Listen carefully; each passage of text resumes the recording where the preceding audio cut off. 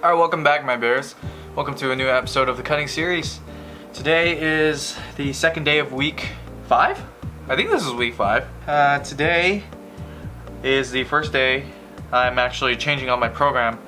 And so, let me just talk about that for a second first. So basically, I have been hitting the same types of programs for a very long time.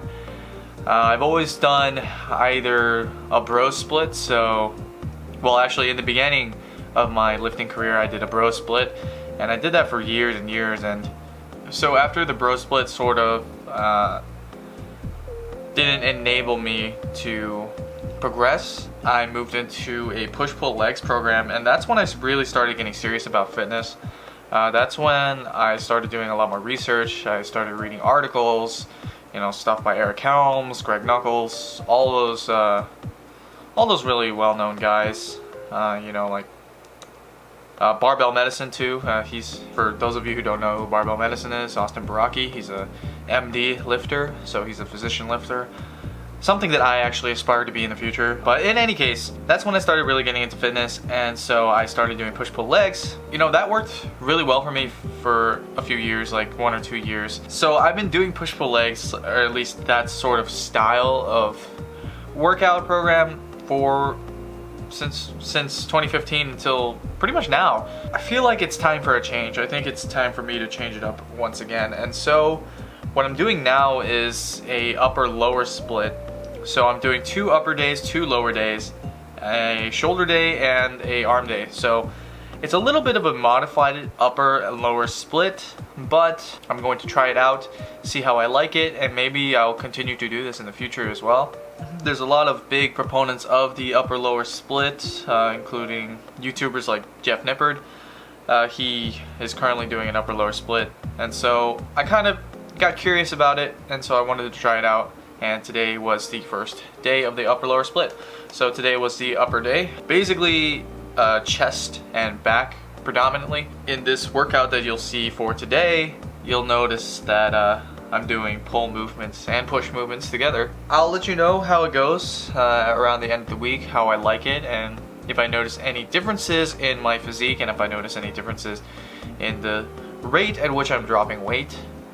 So I'm very excited to try this out. Overall, I think my workout today went pretty well, but I feel that I might not be getting enough volume, and so I might need to rethink just how much volume I'm doing, either increasing the weight or increasing the sets and reps. So without further ado, let's get started and talk about the workout for today. So the first exercise was the ISO press. I did the ISO press again, and I did this unilaterally today.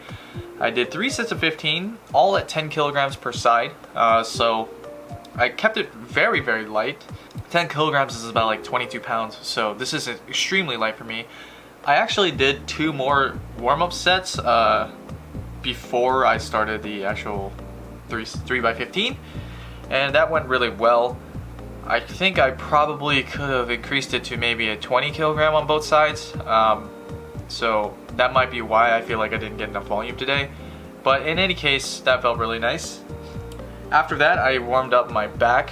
A lot of people will tell you that you should warm up your back, do a couple of rows to prepare for the bench press, and it's true. Having a stronger back, having a bigger back, really does help with the bench press because it gives you that sort of platform to press off of. So the stronger your back is, generally speaking, it can help increase your bench press, so that's why I warmed up my back. And the bench press today, I wanted to do a 5 by 5. I wasn't feeling strong enough today, and so I did 4 sets of 5 at 120 kilograms, which is actually a PR for me at this body weight. My body weight, I'm actually 98.6, 98.5 or so. I did drop a little bit more, which is nice. So the 120 kilogram bench felt pretty decent, but I knew that I would fail on the 5th set if I tried for one, so that's why I didn't do a 5th set. Overall, I think my bench is getting a little bit stronger, so I do like that. I'm glad that my bench strength is coming back, and my bench strength is actually, I'm actually stronger now at this body weight than I was before, so that's really good. So when I do eventually end up lean bulking again in the winter, hopefully my all-time PR will increase. So in any case, after the 4 sets of 5, I moved down 20 kilograms to 100 kilograms, so 2 plates on each side, and did another set of 5 for an RP 4. Alright, moving on to the third chest exercise of the day, the third and final. We did some dumbbell incline flies. I kept it very light at 10 kilograms, and you can see that I'm pausing at the bottom. I want to pause at the bottom just to get a better stretch of my pec, and contracting hard and squeezing at the top. So I did this for 5 sets of 20, so very high rep range here, but it was very light, so I was able to handle it with no problem. I wasn't feeling a good activation of my pecs actually today, and I wanted to do cable flies, but the cable actually broke at my gym, so I'm not actually able to do cable flies anymore until they fix it. So basically one of the cables just completely snapped in half, which is very unfortunate because I do love doing cable flies. But in any case, these flies today just didn't feel good. I didn't feel a good pec activation. I felt it a lot more in my delts actually, and that could be attributed to the angle that I was using. Maybe I should have taken the angle down a little bit, decline it a little bit more than it was at. But either way, 5 sets went by really quick. And so after that, we went into the back exercises. So I did 3 back exercises today. The first being the lat pulldown. I did this on the machine, so it's a machine lat pulldown. I didn't do it unilaterally today, just because I wanted to sort of work my back, and I also wanted to check to see if I had any imbalances in my scaps. So I saw a video recently about somebody who couldn't really depress his left scap enough on pull-ups and the pull down, and so it looked really awkward. So I wanted to check my back to see if there was any kind of imbalance, and luckily there isn't. So what you're seeing here is my set of 160 pounds, 10 reps. And for the exercise itself, we did 4 sets of 10 to 12 reps. I started off at 135 pounds and worked up to 165 pounds. After the lat pull down, I went into the cable low row, and so I used a narrow grip with the grip trainer handle, the grip training attachment. That felt okay. I did 4 sets of 10, kept it the same weight at 50 kilograms, and I'm also utilizing pause reps here. I'm trying to squeeze my back as hard as I can when I'm pulling it towards me, and also trying to slowly release it. So I want to control the eccentric.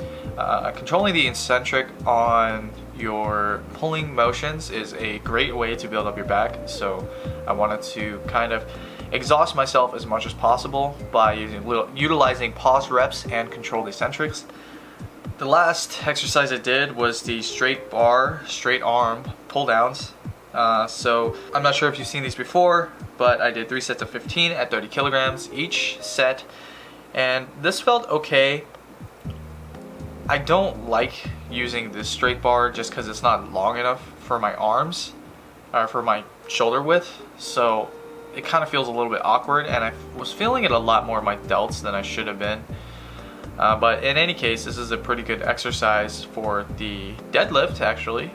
Helps you understand how to keep your barbell tight against your body. One of the problems novice deadlifters will have is that the barbell will sway in front of them too much, and so they'll miss the lift.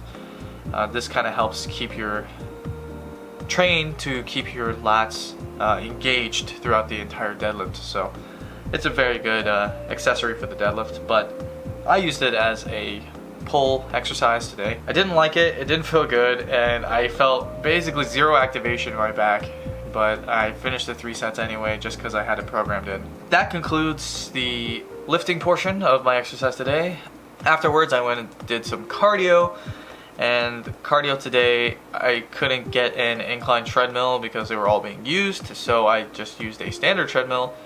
And I did something interesting today, and I think I might keep doing this instead of utilizing the incline treadmill. So basically for the first 10 minutes of my cardio, I was warming up at very slow speeds, so like 2 miles per hour, 3 miles per hour, 4 miles per hour. And after the 10-minute mark, for each minute that I went, I increased it by 0.5 kilometers per hour.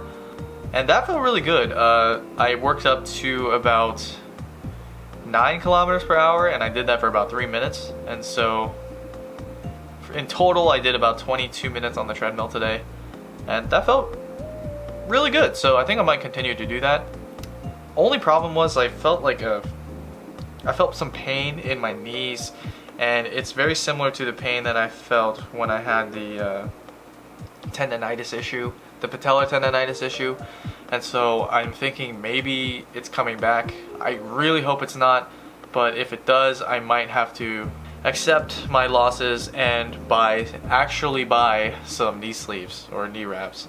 I've never actually used knee wraps before. The most I've ever used was a belt, wrist straps, and wrist wraps. So it'll be interesting to possibly have some kind of knee support on my squat days. In any case, that was the workout for today. I'm very glad that my weight is continuing to drop. I hope that I will be in a steady 98 kilogram range for the rest of this week, but only time will tell, like always. That is the end of the video. If you have any questions, please drop them in the comment section below.